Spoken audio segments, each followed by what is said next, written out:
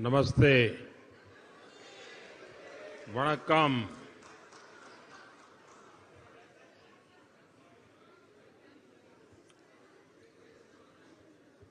आप सबको नमस्कार।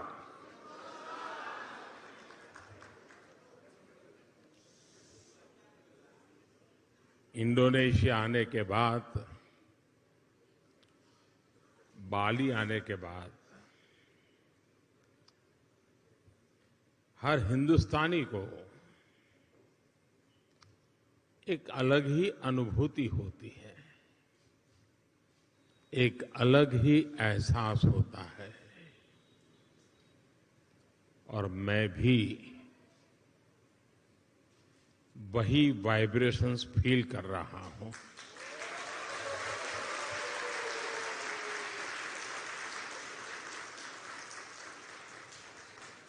जिस जगह के साथ भारत का हजारों वर्षों का रिश्ता रहा हो और जिसके बारे में सुनते रहते हो कि हजारों साल में अनेक पीढ़ियां आई चली गई, लेकिन उस परंपरा को कभी ओझल नहीं होने दिया। हजारों साल से उस परंपरा को जीना, पीढ़ी दर पीढ़ी उस परंपरा को जानना और हर पल उस परंपरा से जुड़े रहना, वहां के लोग, उस धरती एक अलग ही आनंद देती है, अलग ही आनंद की अनुभूति कराती है। आप कल्पना कर सकते हैं, आज जिस समय मैं आपसे बात कर रहा हूं,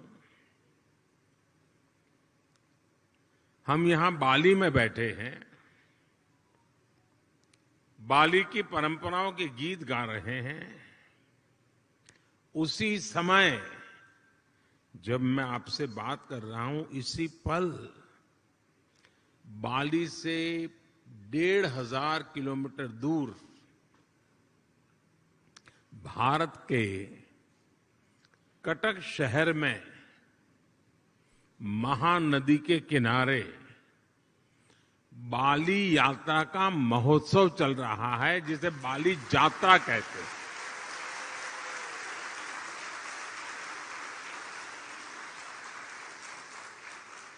और ये बाली यात्रा है क्या? ये महोत्सव भारत और इंडोनेशिया के बीच हजारों वर्षों के ट्रेड रिलेशंस को सेलिब्रेट करता है। इंडोनेशिया के लोग इस बार की बाली यात्रा के फोटो इंटरनेट पर देखेंगे तो उन्हें वाकई गर्व होगा, आनंद होगा, उत्साह से भर जाएंगे। और कई वर्षों बाद, बीच में कोरोना के कारण जो दिक्कतें आई, उसके कारण कुछ रुकावटें आई थी, और अब कई वर्षों बाद बाली यात्रा, ये महोत्सव उड़ीसा में बहुत ही बड़े स्केल पर भव्यता के साथ, दिव्यता के साथ, लाखों लोगों की भागीदारी के साथ, मास पार्टिसिपेशन के साथ अभी मनाया जा रहा है। मुझे बताया गया कि वहां के लोग ये बाली यात्रा के स्मरण में एक स्पर्धा चला रहे हैं। कहते हैं कि कागज के नाव बना करके बहाए जाएंगे, और वो वर्ल्ड रिकॉर्ड करने के मूड में है। इसका मतलब ये हुआ कि उड़ीसा में आज जो लोग इकट्ठा हुए हैं, उनका शरीर वहां है, लेकिन मन बाली में है, आप लोगों के बीच में है। साथियों, हम लोग अक्सर बातचीत में कहते हैं इट्स अ स्मॉल वर्ल्ड, ऐसा ही शब्द है, it's a small world. Bharat और इंडोनेशिया के संबंधों को देखें तो ये शब्द नहीं है, ये हमें सच्चाई नजर आती है, सटीक बैठता है। समंदर की विशाल लहरों ने भारत और इंडोनेशिया के संबंधों को लहरों की तरह ही उमंग से भरा है, जीवंत रखा है। कभी थकान महसूस नहीं हुई, वो लहरें जैसे चलती रहती हैं, हमारा नाता भी वैसा ही जीवंत रहता है।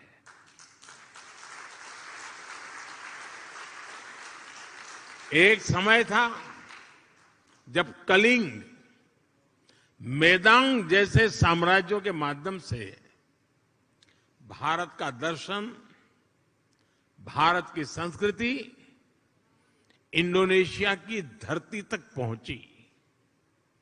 आज एक ये समय है जब भारत और इंडोनेशिया 21वीं सदी में विकास के लिए एक दूसरे के साथ कंधे से कंधा मिलाकर काम कर रहे हैं। इंडोनेशिया की जमीन ने भारत से आए हुए लोगों को प्यार से एक्सेप्ट किया, उन्हें अपने समाज में सम्मिलित किया। इसी वजह से आज आप सभी इंडोनेशिया के विकास और समृद्धि में अपना योगदान दे रहे हैं। हमारे बहुत सिंधी परिवार यहां रहते हैं और भारत से आए हुए हमारे सिंधी परिवार के भाई बहनों ने यहां के टेक्सटाइल सेक्टर में, स्पोर्ट्स गुड सेक्टर में, इतना ही नहीं, फिल्म और टीवी इंडस्ट्री में भी काफी कुछ कंट्रीब्यूट किया है। गुजरात से जुड़े हुए काफी लोग यहां हैं। जेम्स, डायमंड्स, माइंस, इवन खेती, किसानी, उसमें भी वो लोग नजर आते हैं। भारत से आए हुए engineers, chartered accountants, professionals Indonesia के विकास के सहयात्री बने हुए हैं। कितने ही तमिल भाषी कलाकार यहां की संस्कृति, यहां के आर्ट्स को और समृद्ध करने में अपना योगदान दे रहे हैं। मुझे याद है जब 3-4 साल पहले इंडोनेशिया के बप्पा नयोमान न्यू आर्टा जी को भारत ने पद्मश्री से सम्मानित किया था। उस समय भारत का राष्ट्रपति भवन तालियों की गड़गड़ाहट से गूंजता ही रहता था। उनकी बनाई कलाकृति गरुड़ विष्णु केनकाना का कोई शायद हिंदुस्तानी ऐसा नहीं होगा जो उसकी प्रशंसा न करता हो। ऐसे ही इंडोनेशिया के वायन दिव्या और आगोस इंदिरा उदयन जी, उनको जब पद्म सम्मान मिला था तो मुझे उनके बारे में काफी कुछ जानने का, निर्णय करने से पहले मुझे काफी कुछ उनके विषय में जानने का मौका मिला। आगोस इंदिरा उदयन जी, आप भली भांति परिचित हैं उनसे, और आज यहां मौजूद भी हैं। वो बाली में महात्मा गांधी के विचारों को आगे बढ़ाने के लिए जी जान से जुटे हुए हैं।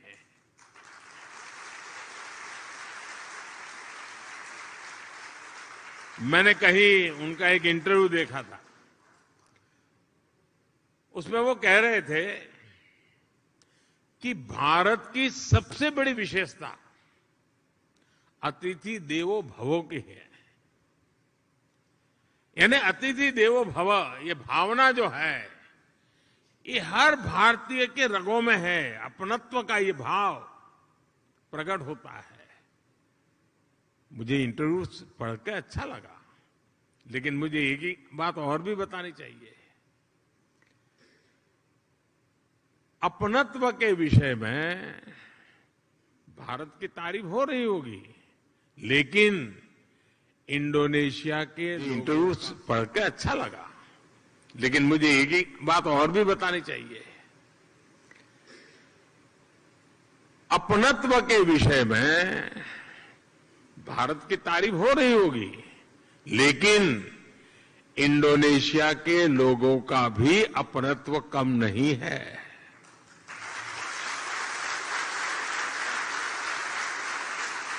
जब मैं आप पिछली बार जकार्ता में आया था, इंडोनेशिया के लोगों ने जो स्नेह दिया, जो प्यार दिया, मैंने उसे करीब से देखा था, महसूस किया था।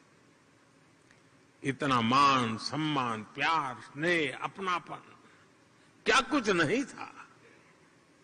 और मुझे याद है, राष्ट्रपति जोको विडोडो जी के साथ पतंग उड़ाने में मुझे जो मजा आया था, हम दोनों पतंग उड़ाने चले गए थे, वो अद्भुत था। और मेरी तो गुजरात में संक्रांति पर पतंग उड़ाने की बड़ी ट्रेनिंग रही है। और मुझे पता है, यहां इंडोनेशिया में भी संक्रांति पर खूब पतंग उड़ाई जाती है। यहां पास में, और ऐसा नहीं है कि भारत और इंडोनेशिया का साथ सिर्फ सुख का है, आनंद का है, अच्छा है तब नाता है, ऐसा नहीं है। हम सुख दुख के साथी हैं। अगर सुख में साथी हैं तो हम दुख में भी उतने ही साथी हैं। हम सुख दुख में एक दूसरे के सुख दुख को बांटने वाले लोग हैं। जब 2018 में इंडोनेशिया में इतना बड़ा भूकंप आया, तो भारत ने तुरंत ऑपरेशन समुद्र मैत्री शुरू किया था। इसलिए ही उस साल में जकार्ता आया था, और तब मैंने एक बात कही थी। मैंने कहा था कि भारत और इंडोनेशिया में 90 नॉटिकल मील का फासला भले हो, लेकिन हकीकत तो ये है, हम 90 नॉटिकल मील दूर नहीं है, हम 90 नॉटिकल मील पास है।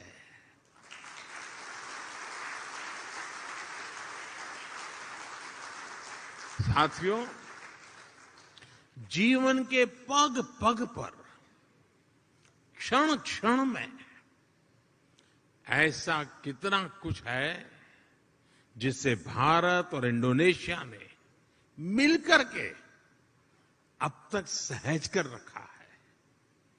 बाली की ये भूमि महर्षि मार्कंडेय और महर्षि अगस्त्य के तप से पवित्र है।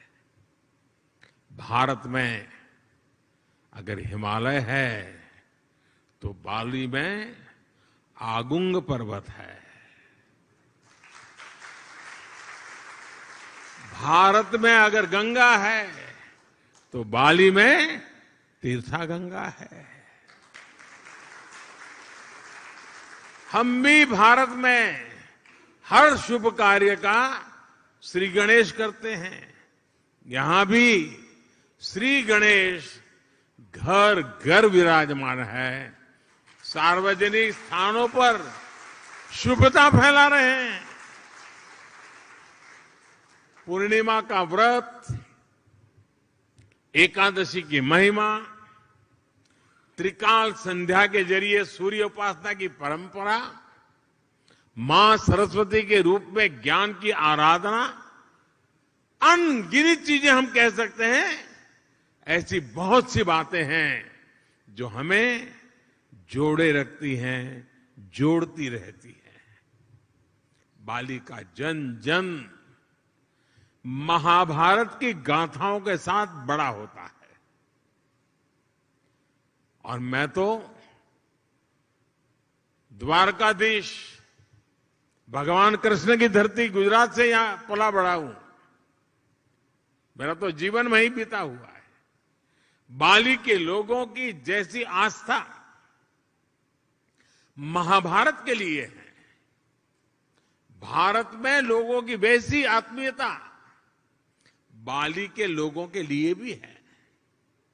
आप यहां पर भगवान विष्णु और भगवान राम की आराधना करते हैं, और हम जब भारत में भगवान राम की जन्मभूमि पर भव्य राम मंदिर की नींव रखी जाती है, तो इंडोनेशिया की रामायण परंपरा को भी गर्व से याद करते हैं।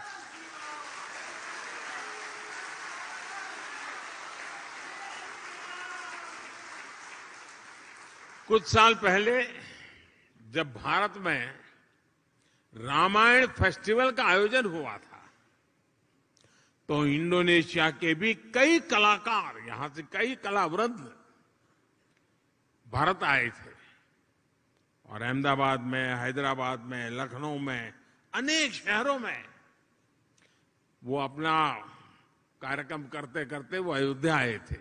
उनका आखिरी समापन कार्यक्रम अयोध्या में हुआ था और बहुत वाहवाही हुई थी। हिंदुस्तान में जहां गए अखबार भरे पड़े रहते थे।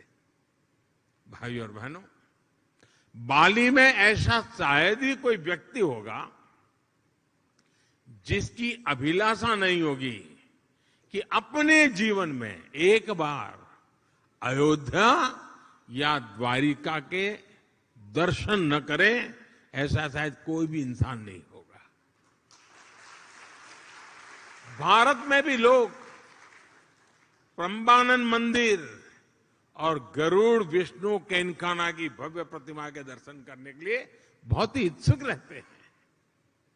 कोरोना काल से पहले एक साल में ही 5 लाख से ज्यादा भारतीयों का अकेले बाली आना ही इसकी गवाही देता है। साथियों, जब विरासत साझा होती है, जब मानवता के प्रति आस्था समान होती है, तो प्रगति के लिए भी समान रास्ते बनते जाते हैं। कुछ महीने पहले ही 15 अगस्त को भारत ने अपनी स्वतंत्रता के 75 साल पूरे किए हैं। इंडोनेशिया का इंडिपेंडेंस डे भारत के स्वतंत्रता दिवस के 2 दिन बाद 17 अगस्त को आता है, लेकिन इंडोनेशिया को भारत से 2 साल पहले स्वतंत्र होने का सौभाग्य मिला हुआ था। इंडोनेशिया से सीखने के लिए भारत के पास बहुत कुछ है, और अपनी 75 वर्षों की विकास यात्रा से भारत के पास भी इंडोनेशिया को देने के लिए बहुत कुछ है। भारत का टैलेंट, भारत की टेक्नोलॉजी, भारत का इनोवेशन, भारत की इंडस्ट्री, आज इन सारी बातों ने दुनिया में अपनी एक पहचान बनाई है। आज विश्व की अनगिनत कंपनियां ऐसी हैं, कई बड़ी कंपनियां ऐसी हैं जिसके सीईओ भारतीय मूल के हैं। आज दुनिया में जितने यूनिकॉर्न बनते हैं ना, 10 में से 1 यूनिकॉर्न भारत का होता है। आज भारत दुनिया की फास्टेस्ट ग्रोइंग लार्ज इकोनॉमी है। आज भारत डिजिटल लेन देन में दुनिया में नंबर 1 है। आज भारत ग्लोबल फिनटेक के मामले में दुनिया में नंबर 1 है। आज भारत आईटी बीपीएन के लिए आउटसोर्सिंग में दुनिया में नंबर 1 है। आज भारत स्मार्टफोन डेटा कंजम्पशन में दुनिया में नंबर 1 है। आज भारत कितनी ही दवाइयों की सप्लाई में, अनेकों वैक्सीन की मैन्युफैक्चरिंग में दुनिया में नंबर 1 है। साथियों, 2014 के पहले और 2014 के बाद के भारत में बहुत बड़ा फर्क जो है,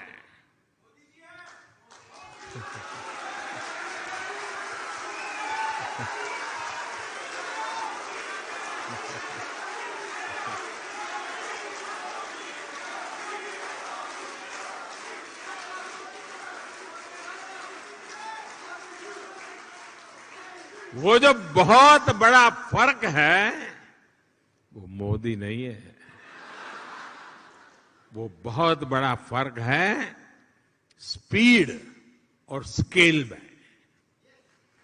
आज भारत अभूतपूर्व स्पीड पर काम कर रहा है और अप्रत्याशित स्केल पर काम कर रहा है। अब भारत छोटा सोचता ही नहीं है।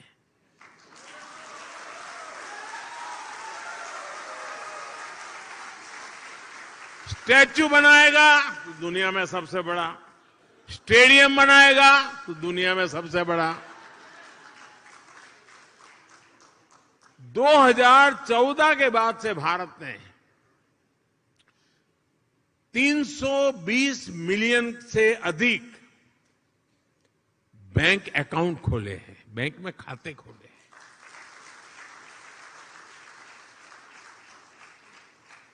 इसका मतलब ये हुआ कि अमेरिका की कुल जनसंख्या जितनी है उतने हमने बैंक खाते खोले हैं।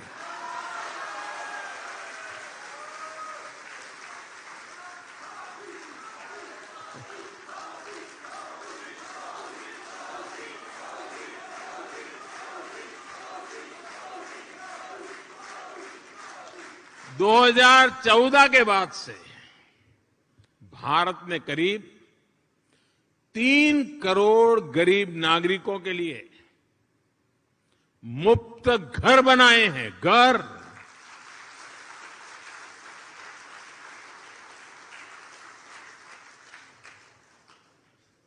और घर ऐसे नहीं बनता है, जब घर मिल जाता है ना तो इंसान रातों रात लखपति बन जाता है। और जब मैं 3 करोड़ घर की बात करता हूं, उसका मतलब क्या है? इसका मतलब यह है कि ऑस्ट्रेलिया के परिवार को नहीं, ऑस्ट्रेलिया के हर नागरिक को घर मिल जाए, इतने घर बनाए हैं।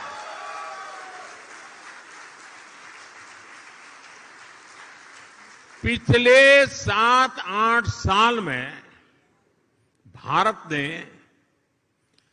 55,000 किलोमीटर, 55,000 किलोमीटर नेशनल हाईवे बनाए हैं। यानी स्केल बता रहा हूं मैं, पूरी धरती के लगभग 1.5 चक्कर लगाने के बराबर है।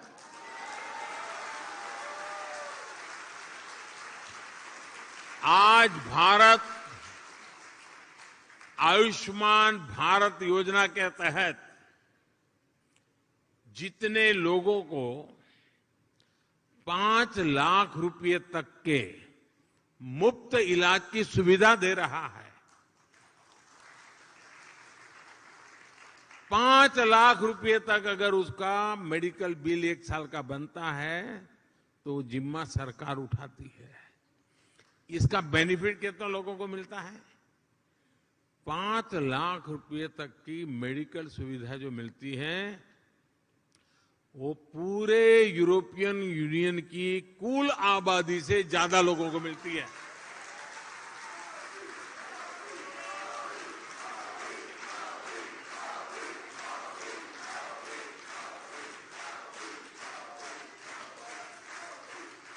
कोरोना काल में भारत ने जितनी वैक्सीन डोज अपने नागरिकों को लगाई और मुफ्त में लगाई, वो जो वैक्सीन डोज है ना, उसकी अगर मैं संख्या का हिसाब लगाऊं तो अमेरिका और यूरोपियन यूनियन, उन दोनों की कुल आबादी जो है उससे 2.5 गुना ज्यादा डोज हमने हिंदुस्तान में लगाए।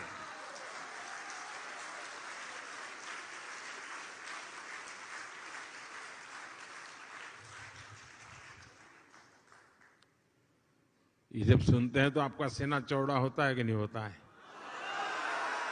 आपको गर्व होता है कि नहीं होता है? आपका माथा ऊंचा होता है कि नहीं होता है?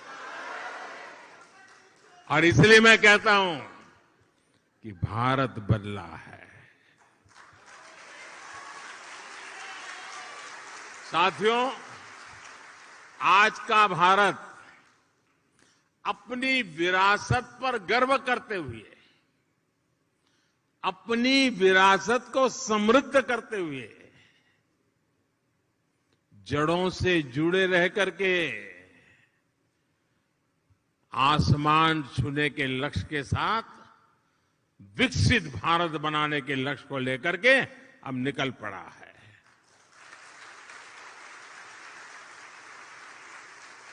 लेकिन भारत का ये लक्ष्य सिर्फ अपने लिए नहीं है। हम स्वार्थी लोग नहीं, हमारे संस्कार नहीं है। 21वीं सदी में आज विश्व की भारत से अपेक्षाएं हैं, जो आशाएं हैं, भारत उसे अपनी एक जिम्मेवारी समझता है, एक दायित्व के रूप में देखता है, और हम दुनिया की भलाई के लिए अपने आप को आगे बढ़ाने के लिए मक्कम है, संकल्पबद्ध है।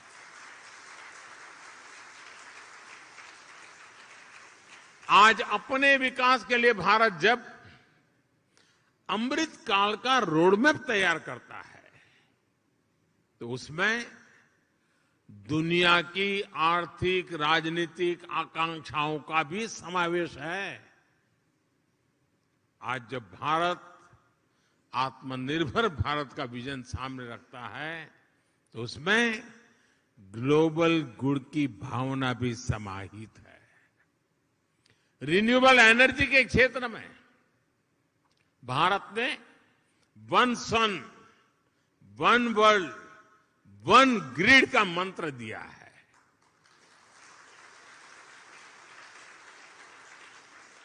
वैश्विक स्वास्थ्य को मजबूत करने के लिए भारत ने वन अर्थ, वन हेल्थ, इसका अभियान चलाया है। क्लाइमेट चेंज जैसी चुनौती से निपटने के लिए, और जो आइलैंड कंट्रीज होते हैं, उनके लिए तो भारत एक वरदान के रूप में काम कर रहा है। क्लाइमेट चेंज की जो मुसीबतें हैं, उसको निपटने के लिए भारत ने विश्व को मिशन लाइफ का समाधान दिया है। मिशन लाइफ यानी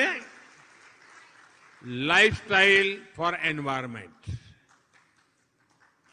मिशन लाइफ यानी पृथ्वी के प्रत्येक नागरिक द्वारा ऐसी लाइफस्टाइल को आत्मसात करना जो पर्यावरण के अनुकूल हो, जो क्लाइमेट चेंज की चुनौती से हर पल निपटती हो। आज जब पूरा विश्व एनवायरमेंट फ्रेंडली और होलिस्टिक हेल्थ केयर की तरफ आकर्षित हो रहा है, तो भारत का योग, हमारा आयुर्वेद, ये पूरी मानवता के लिए तोहफा है। और साथियों, जब आयुर्वेद की बात आई है, तो मुझे भारत इंडोनेशिया के एक और जुड़ाव का ध्यान आ रहा है। मुझे याद है, जब मैं गुजरात का मुख्यमंत्री था, तो गुजरात आयुर्वेदिक यूनिवर्सिटी और यहां की यूनिवर्सिटियां, हिंदू इंडोनेशिया, इसके बीच समझौता हुआ था। मुझे खुशी है कि इसके कुछ ही वर्ष बाद यहां की इस यूनिवर्सिटी में आयुर्वेद हॉस्पिटल की भी स्थापना हुई। साथियों, वसुधैव कुटुंबकम यानी पूरे विश्व को एक परिवार मानने की भारत की यही भावना, यही संस्कार विश्व कल्याण का मार्ग प्रशस्त करते हैं। कोरोना काल में हमने देखा है, भारत ने दवाइयों से लेकर वैक्सीन तक जरूरी संसाधनों के लिए आत्मनिर्भरता हासिल की और उसका लाभ पूरी दुनिया को मिला। भारत की सामर्थ्य ने कितने ही देशों के लिए एक सुरक्षा कवच का काम किया। इंडोनेशिया जैसे हमारे पड़ोसी और मित्र देशों के लिए हम विशेष रूप से कंधा मिलाकर खड़े हुए। इसी तरह आज भारत अंतरिक्ष में, स्पेस के क्षेत्र में प्रमुख वैश्विक महाशक्ति के रूप में उभर रहा है, तो उसका लाभ साउथ एशियन देशों को विशेष रूप से मिल रहा है। रक्षा के क्षेत्र में भी जो भारत दशकों तक केवल विदेशी आयात पर निर्भर था, वो आज अपनी क्षमताएं बढ़ा रहा है। ब्रह्मोस मिसाइल हो या तेजस फाइटर प्लेन, इनका आकर्षण विश्व में लगातार बढ़ रहा है। आज भारत बड़े लक्ष्य तय कर रहा है और उन्हें प्राप्त करने के लिए भी पूरी मेहनत कर रहा है। संकल्प से सिद्धि का यही मंत्र आज 21वीं सदी के नए भारत की प्रेरणा बना हुआ है।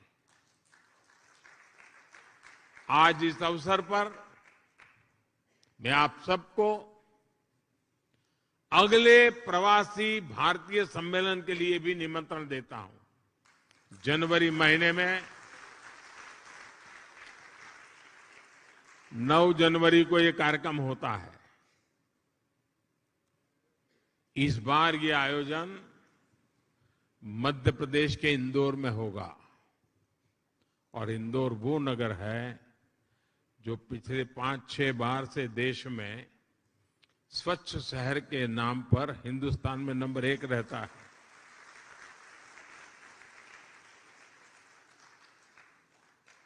और इसलिए आप इंदौर के प्रवासी भारतीय कार्यक्रम में जरूर जुड़िए।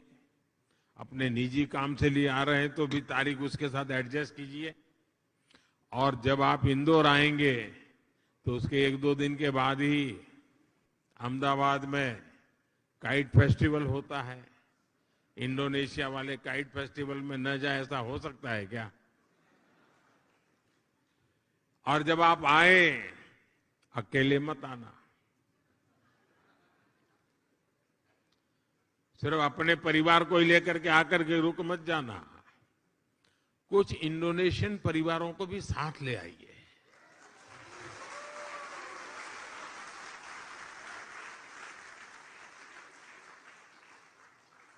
मुझे विश्वास है भारत और इंडोनेशिया के संबंधों को मजबूत करने में आपका सहयोग और सक्रिय योगदान निरंतर बना रहेगा।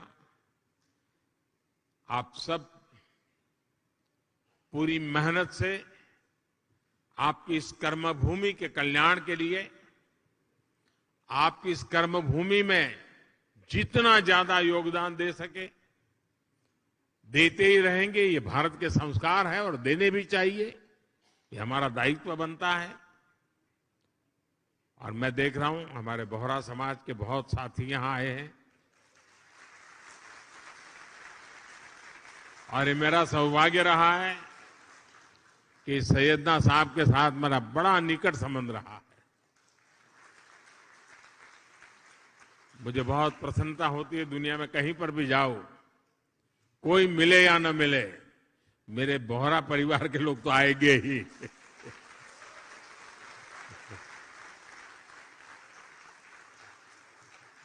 साथियों, आप इतनी बड़ी तादाद में यहां आए, समय निकाल करके आए और उमंग और उत्साह से भरे हुए हैं। और मैं देख रहा हूं कि उड़ीसा में बाली यात्रा में जितना उमंग है, उतना ही उमंग यहां नजर आ रहा है मुझे।